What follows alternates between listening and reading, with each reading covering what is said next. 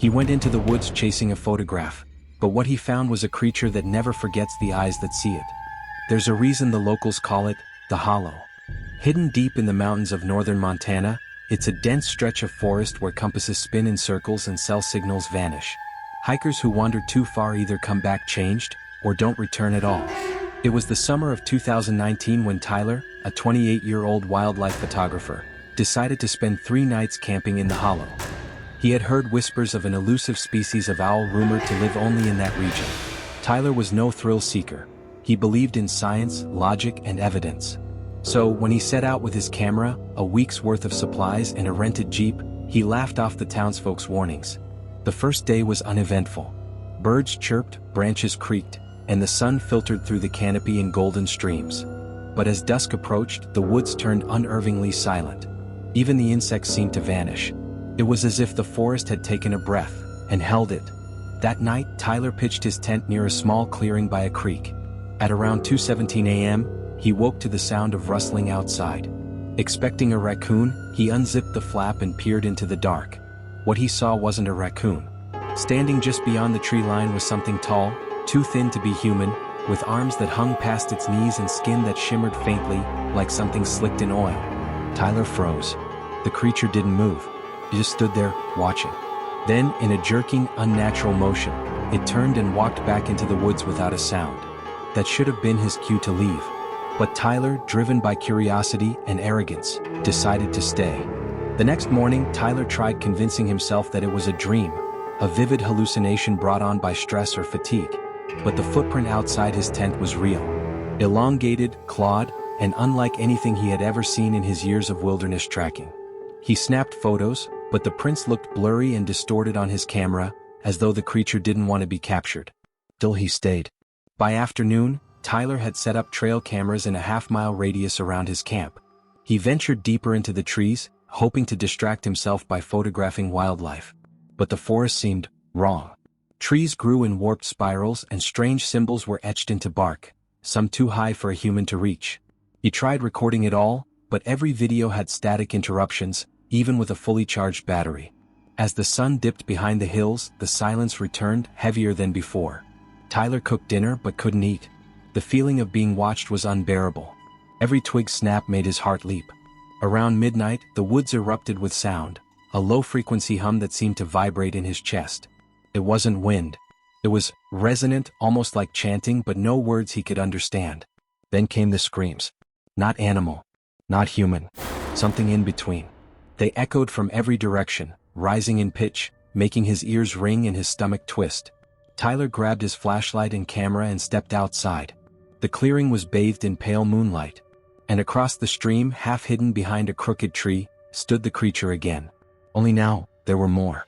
3. No, 4. All of them tall. Watching.